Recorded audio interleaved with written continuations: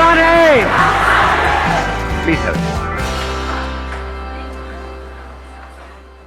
Mentally strong कैसे होते हैं और मेंटली स्ट्रांग होने का मतलब क्या है, ये हमको मिल करके आज फाइंड आउट करना है। पहले ये देखना है कि फिजिकली स्ट्रांग होने का मतलब क्या। सर फिजिकली स्ट्रांग को कह सकते हैं कि जिसके पास स्ट्रेंथ, स्टेमिना और एंड्योरेंस तीनों हो तो उसे फिजिकली फिट कह। Excellent point, let's get big hand for him.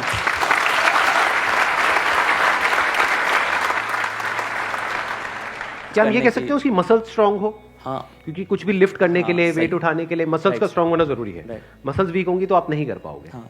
है ना। जो ओवरऑल स्ट्रक्चर है उसमें बोन्स भी आ गई, मसल्स भी आ गई, वो स्ट्रांग होनी चाहिए, उसको हम फिजिकल स्ट्रेंथ बोल सकते हैं। अभी यही फंडे जो हम फिजिकल में देख रहे हैं, इसी को मेंटली देख करके और फिर समझने की कोशिश करेंगे स्टेप बाय स्टेप कि उसका मतलब क्या। कि फिजिकल स्टेमिना तो हमको समझ आता है कि फिजिकली हम जल्दी ना थके। कोई बंदा है उसने थोड़ा बहुत काम किया एकदम से थक गया तो इसका मतलब फिजिकली स्ट्रांग नहीं है। जैसे बहुत लोग होते हैं, जैसे ही अपनी फिजिकल ट्रेनिंग करते हैं, कुछ भी करते हैं, हल्का सा भी दर्द होता है तो छोड़ देते हैं, छुई मुई टाइप के, है ना। तो बड़ा दर्द हो रहा है, भाई दर्द नहीं होगा तो बनेगी कैसे, है ना। Right sir. तो हल्का सा भी कुछ होता है तो छोड़ देते हैं, एंड्योर नहीं कर पाते हैं पेन को। Yes sir. तो पेन को एंड्योर करने की जितनी हमारे अंदर पावर है उसको हम एंड्योरेंस बोल सकते हैं। सर मेरे हिसाब से फिजिकली स्ट्रांग होने का मतलब ये है कि सबसे बड़ी चीज़ ये है कि बीमारियों से दूर होना चाहिए उसे। अगर मतलब कई बार ऐसा होता है कि हमें फिजिकली स्ट्रांग दिख रहा है पर्सन, बट वो होता नहीं है। यानी कि एक बंदा हो सकता है वो फिजिकली हमको स्ट्रांग बाहर से दिख रहा हो और वेट भी बहुत अच्छा लिफ्ट कर रहा हो, और लेकिन उसकी इम्यूनिटी वीक हो। Yes sir. तो हम कह सकते हैं अंदर से वो बंदा कितना स्ट्रांग है। यानी कि जो भी डिजीजेस है, मतलब जो भी बीमारियां हैं, उनसे लड़ने की उसके अंदर कितनी पावर है उसकी बॉडी के अंदर। Yes sir. एक तो फिजिकल पावर, एक है उसकी इम्यूनिटी हम बोल सकते हैं। Yes sir. अब एक एक करके इन पॉइंट को देखते हैं कि मेंटल स्ट्रेंथ में किस तरीके से हम अप्लाई कर सकते हैं। सबसे पहले बात हमने करी फिजिकली स्ट्रांग होने का मतलब क्या, स्ट्रेंथ। मतलब आप कह लो वेट उठाना है। जैसे कहीं हम जा रहे हैं रेलवे स्टेशन पे, यहाँ पे, वहाँ पे, एयरपोर्ट पे, और अगर दोनों हाथ में पूरा भारी भारी पूरा भरा हुआ लगेज है, जैसा हम लोग इंडियंस ज्यादातर लेकर के जाते हैं, लगेज बंदे से भारी होता है, सही है नहीं है। तीन तीन बंदे बैठ बैठ करके उसको पैक कर रहे होते हैं घर पे, माँ चढ़ी होती है और साथ में बच्चे भी, बेटा तू भी आ जा, तू भी आ जा, पति अरे तू क्या देगा, इधर बैठ। सारे बैठे हुए हैं और उसको बंद कर रहे हैं, फिर उसको उठा रहे हैं, है ना। तो कहने का मतलब है कि अगर आपकी मसल स्ट्रांग है तो आप उठा लोगे, एफर्टलेसली उठा लोगे। इसी को तो फिजिकल स्ट्रेंथ कहेंगे। एक है बहुत एफर्ट लगा के आपको कुछ छोटा सा काम करना पड़ रहा है, एक है बहुत बड़ा काम भी आप कर रहे हो बिना किसी एफर्ट के। क्यों? क्योंकि आपकी बॉडी स्ट्रांग है, आपकी मसल स्ट्रांग है। बिल्कुल इसी तरह से थिंकिंग मसल्स, यानी कि कोई प्रॉब्लम आई तो आप ये देख सकते हो आपकी थिंकिंग मसल्स कैसी है, बेस्ड अपॉन कि आपका रिएक्शन कैसा है जब कोई आपकी लाइफ में प्रॉब्लम आती है। तीन सिचुएशंस हैं यहां पे, तीनों को एक एक करके देखते हैं। एक है कोई बड़ी प्रॉब्लम आई हमारे सामने और हमने अपने हथियार डाल दिए और हम एकदम से परेशान हो गए, तो हम क्या कहेंगे, हमारी मेंटल मसल्स कैसी है, वीक है। मतलब बिल्कुल ऐसा हो गया कि लगेज थोड़ा सा भारी है तो लगेज भारी है, मैं नहीं उठाऊंगा। अरे भाई अपने आप को स्ट्रांग कर, मैं आगे ट्रैवल नहीं करूंगा। क्यों? क्योंकि लगेज भारी है, मैं तो यही रहूंगा, बस स्टैंड पे ही रहूंगा, मैं नहीं जाऊंगा। तो आप हंस रहे हो लेकिन ऐसे हम करते हैं लाइफ में। कोई बड़ी प्रॉब्लम आई तो हम क्या करते हैं, अपने हथियार डाल देते हैं, मतलब वी गिव अप, फेस ही नहीं करते हैं उस प्रॉब्लम को। ऐसी कोई प्रॉब्लम नहीं है जिसका सोल्यूशन ना हो इस दुनिया में। अगर प्रॉब्लम है तो सोल्यूशन भी है, बट सोल्यूशन तक पहुंचने के लिए we need thinking muscles, we need to think a lot in the right direction. और ये राइट डायरेक्शन और रॉन्ग डायरेक्शन क्या है? राइट डायरेक्शन मतलब solution oriented approach, wrong direction मतलब प्रॉब्लम ओरिएंटेड अप्रोच, कि हम प्रॉब्लम में ही जाकर के स्टक हो गए हैं, बस उससे आगे बढ़ ही नहीं रहा है हमारा दिमाग। इसको हम कह सकते हैं मेंटली हमारी जो मसल्स हैं वो वीक है, मेंटली हम वीक है। दूसरा सिनेरियो क्या है, कोई प्रॉब्लम आई, उससे हम लड़े और लड़ने के बाद में बहुत एफर्ट लगाया, बहुत दिमाग लगाया, बहुत मेहनत करी, लड़े और जीत गए, मतलब उस प्रॉब्लम का हमने सॉल्यूशन निकाल लिया। क्या हम कह सकते हैं कि आप मेंटली बहुत स्ट्रांग हो? नो। व्हाई?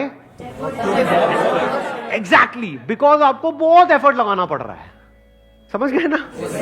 हाँ, जैसे कोई बैग उठाना है तो बहुत एफर्ट लगाना पड़ रहा है जी, दोनों हाथ लगा दिए और ये घसीट घसीट के जा रहे हो और पहुंच गए, कह रहे हो हाँ मैं तो ये, मैं तो वो। भाई कुछ नहीं, तेरी कमर में लचक आ चुकी है, the second scenario is better than the first scenario but not as good as the third scenario. Third scenario क्या है? बड़ी से बड़ी भी कोई प्रॉब्लम आई हमारी लाइफ में, हम पहले ही उसके लिए तैयार थे और ऐसे सॉल्यूशन निकल के आ गया. मतलब वो प्रॉब्लम जो दुनिया के लिए बहुत बड़ी है, जिसको देख करके लोग डरने लग जाते हैं, वो प्रॉब्लम आपके सामने आई, ऐसे सॉल्यूशन निकल गया, एफर्टलेसली काम हो गया. यानी एक बैग आपके पास में है 50 किलो का, ऐसे उठा लिया हल्के में. मतलब लोगों को देखने में लग रहा है कि अरे बैग तो बहुत हल्का है. बैग हल्का नहीं है, उस बंदे में दम है. तो कैसे लाइफ की मुश्किल से मुश्किल प्रॉब्लम्स को भी आप आसान से आसान बना सकते हो? कितना आसान बना सकते हो कि ऐसा लगे अरे इस बंदे को तो कोई एफर्ट ही नहीं करना पड़ रहा है. उसी को तो कहेंगे मेंटल स्ट्रेंथ, मेंटली स्ट्रांग होना. इसको अगर मैं समअप करूं, जो भी अभी तक मैंने कहा है उसको एक लाइन के अंदर अंदर, तो वो क्या है? एक कैटेगरी होती है लोगों की जो सिंपल से सिंपल प्रॉब्लम्स को भी कॉम्प्लिकेटेड बना देते हैं अपने माइंड में. 99% लोग ऐसे ही हैं इस दुनिया में. सिंपल सी प्रॉब्लम है, कुछ भी नहीं, उसको भी इतना कॉम्प्लिकेटेड किया हुआ है जैसे पता नहीं क्या हो गया, हवा बना दिया है पूरा का पूरा. और दूसरी कैटेगरी होती है लोगों की, ऐसे बहुत कम लोग होते हैं, वही होते हैं जिन्होंने एक्चुअल में काम किया होता है अपनी मेंटल मसल्स के ऊपर. वो कौन होते हैं? जो कॉम्प्लिकेटेड से कॉम्प्लिकेटेड प्रॉब्लम्स होती हैं उनके सामने, जिसको देख करके ही बंदा कहे अरे यार ये तो बहुत कॉम्प्लिकेटेड है, उसको भी सिंपल बना देते हैं. जैसे फॉर एग्जांपल आपकी कोई रिलेशनशिप है किसी के साथ में और वहां पे बहुत क्लैशेस चल रहे हैं, बहुत मेजर कुछ इश्यूज हो रहे हैं. एक तो ये आपस में हम लड़ते मरते रहे कुत्ते बिल्ली की तरह, जैसे ज्यादातर घरों में होता है. उसका कोई सोल्यूशन निकल पाएगा कभी भी नहीं. तो हमें क्या करना होगा? समझना होगा इस रिलेशनशिप में प्रॉब्लम है क्या.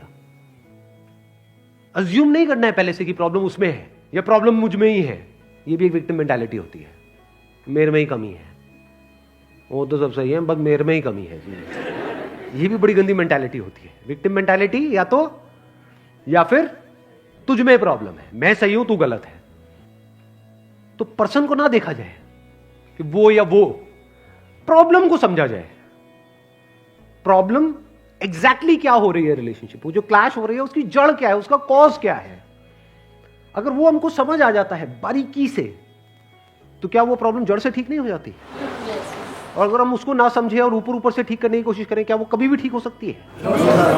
कोई भी मिल करके क्या उसको ठीक करवा सकता है उस प्रॉब्लम को? जैसे दो लोगों के बीच में प्रॉब्लम हो रही है, कोई तीसरा आ जाए उनके बीच में मीडिएटर बन करके, मैं सॉल्व करवा दूंगा तुम्हारी प्रॉब्लम, तो कुछ देर के लिए तो वो समझौता करा सकता है. लेकिन अगर परमानेंट उसका सोल्यूशन चाहिए तो वो कैसे होगा? या तो दोनों को या दोनों में से किसी एक को बारीकी से समझना होगा ये नेचर ऑफ प्रॉब्लम क्या है. And that could be very simple. समझ गए? मतलब लगता क्या है, ये स्पेशली जो रिलेशनशिप्स की जो प्रॉब्लम्स होती है वो बहुत ही कॉम्प्लिकेटेड होती है, एक्सट्रीमली कॉम्प्लिकेटेड. समझ ही नहीं आ रहा था क्या करें क्या ना करें. कई बार होता है कि बहुत ही सिंपल होता है उसका सोल्यूशन. अगर मान लो मेरी किसी के साथ में रिलेशनशिप है, उसमें कोई प्रॉब्लम हो रही है, तो उसको बारीकी से ऑब्जर्व किया, अच्छा प्रॉब्लम हो क्यों रही है और इतनी बड़ी प्रॉब्लम क्यों हो रही है, उसकी जड़ क्या है. तो जब जड़ तक गया तो मैंने देखा कि अच्छा मैं कुछ इस तरह से बोलता हूं जहां से पूरा खेल शुरू होता है. अगर मैं ये ना बोलूं तो, और इसकी जगह ये बोल दूं तो, क्या खेल अलग डायरेक्शन में नहीं चला जाएगा? दोनों का अंडरस्टैंडिंग होना बहुत जरूरी है. आप कह रहे हो दोनों की अंडरस्टैंडिंग होना बहुत जरूरी है. हाँ जी सर. ध्यान से समझना, अब ये प्रॉब्लम ओरिएंटेड अप्रोच है, सॉल्यूशन ओरिएंटेड अप्रोच है? ये प्रॉब्लम ओरिएंटेड अप्रोच है जिसका कोई दुनिया में सॉल्यूशन नहीं है. ये बिल्कुल ऐसा है कि सरकार को तो अपना काम अच्छे से करना चाहिए. ये जो चाहिए है ना, ये हम इंडियंस की नस नस में दौड़ रहा है. सड़कों पे सबको अपनी गाड़ी ढंग से चलानी चाहिए, रेड लाइट पे सबको रुकना चाहिए, ये होना चाहिए, वो होना चाहिए, यहां पे सफाई होनी चाहिए, दोनों को एक दूसरे को समझना चाहिए, जो कभी नहीं होगा. तो क्या हो सकता है, इसका सोल्यूशन क्या है? ये हो गई प्रॉब्लम ओरिएंटेड थिंकिंग कि हमारी लड़ाई की जड़ क्या है, मैं तो उसको समझता हूं, वो मुझे नहीं समझती. समझ गए ना? आ गई ना प्रॉब्लम. जबकि सोल्यूशन क्या है? मुझे ही समझना है, खत्म.